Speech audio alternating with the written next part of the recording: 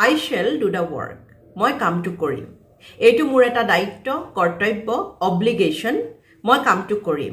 I shall do the work. এটা simple future tenseৰ বাক্য। I will do the work. মই কামটো কৰিম। Simple future tenseৰে আন এটা বাক্য। মোৰ কৰিবৰ ইচ্ছা আছে, willingness, determination আছে। মই কামটো কৰিম। I will do the work. I am going to do the work. মই কামটো কৰিবলৈ গৈ আছো। মই কৰা নাই কামটো, ভৱিষ্যতে কৰিম। I am going to do the work. মই কামটো কৰিবলৈ গৈ আছো। I am about to do the work. মই প্ৰায় কামটো কৰিমেই আৰু এই কৰো অৱস্থাত আছো। কৰা নাই এতিয়ালৈকে, কিন্তু অতি সোনকালেই কামটো কৰিম। I am about to do the work.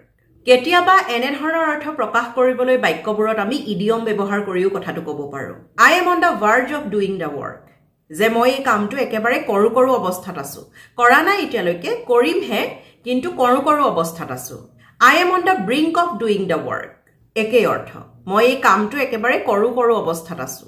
এতিয়া মই যিমান কেইটা বাক্য ক'লো, এই বাক্য কেইটাৰ অৰ্থৰ মাজত একেবাৰে সূক্ষ্ম পাৰ্থক্য আছে। বাক্য কেইটাৰ ভাৱ একেই, যে ভৱিষ্যতে কিবা এটা কাম সম্পন্ন হ'ব, এতিয়ালৈকে হোৱা নাই।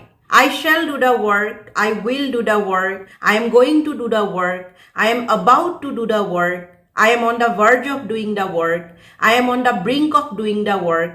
এই আটাইকেইটা বাক্যৰে ভাৱবোৰ একেই।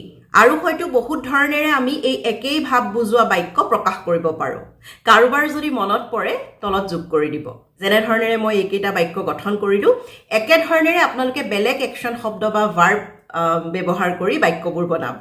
কাম এটা হ'বহে, হোৱা নাই, কিন্তু আমি বেলেগ বেলেগ ধৰণেৰে এনেকৈ প্ৰকাশ কৰিব পাৰোঁ। যিকোনো ভাৰ্ব আপোনালোকে আনিব পাৰে, প্লে, ইট, ৰিড, ৰাইট, যিকোনো হ'ব পাৰে। আজিলৈ আহিছোঁ, ধন্যবাদ।